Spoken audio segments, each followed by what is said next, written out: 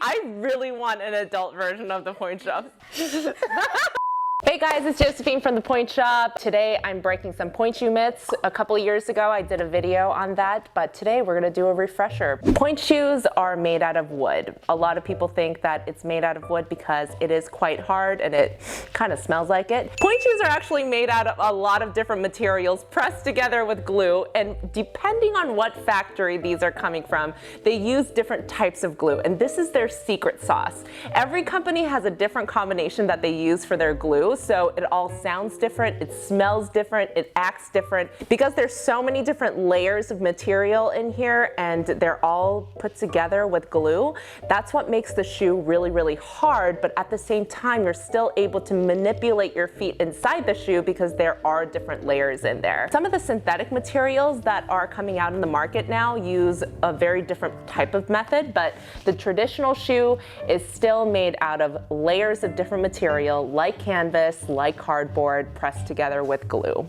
I think we did a really good job of eradicating this myth, but a lot of people think that stronger feet need stronger shoes, and that's not necessarily true. If it were, then every professional dancer would be in rock hard shoes. But more often than not, if you look at professional dancers, most of them wear pretty soft shoes, and that's because they have insanely strong feet and they're able to hold themselves up instead of relying on the pointe shoe to prop them up. The ones that actually break the shoes the fastest are the ones who are really flexible but really weak. Those dancers need really strong shanks because they tend to snap their shoes underneath their weight because they're not able to handle their flexibility. If you are strong, then you should be able to handle the flexibility and make your shoes last a little bit longer. Back in the day, there weren't a lot of pointe shoes to choose from. There were very few models that you can choose your shoes from.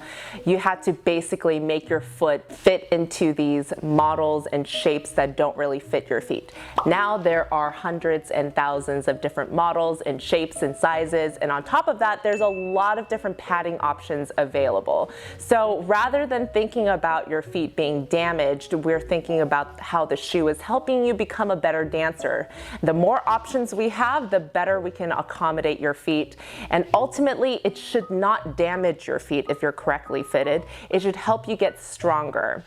Because you have so many different varieties of pointe shoes, you really don't have to do too much to them. A lot of pointe shoes have so many different options when it comes to the shank and vamp length, wings. A lot of professional dancers still like to customize their pointe shoes because they want their shoes to be perfect for performance right at that moment. But a lot of dancers in training are going to be wearing pointe shoes for a very long time, a lot longer than most professionals do. So you can find a shoe that's almost perfect for your feet because you just have a lot of options. You really don't want to bang it out or put it into a door and crack it open. Things like that will really shorten the lifespan of the shoe. So I would stay away from that if you're purchasing your own shoes. So a lot of people ask, what is the appropriate age to go up on pointe? And honestly, there isn't a right answer for that because everyone matures differently. On top of that, you could be a very, very well-trained, very strong dancer at 11 or 12 years old and be perfectly ready for pointe,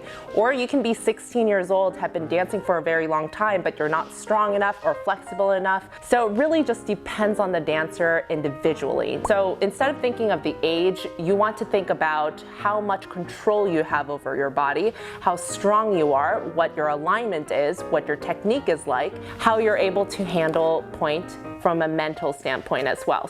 So there is really no correct age. You just have to work with your PT, your teacher, to determine when you're ready to go on pointe. If you have any other questions or myths or misconceptions that you want us to talk about, then leave that on the comments. I'll see you guys later.